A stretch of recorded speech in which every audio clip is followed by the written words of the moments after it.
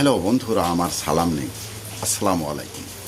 আশা করি আপনারা সবাই ভালো আছেন ইনশাল্লাহ, এবং আমার প্রত্যাশাও তাই।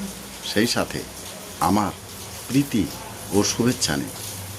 আজ এ পর্যায়ে যে বিষয়ে কথা বলবো তা হচ্ছে, যোগ্য লোকেরা সঠিক কোনো কাজের দায়িত্ব যদি না পায় তবে সমাজ ও দেশ কলুষিত হবে।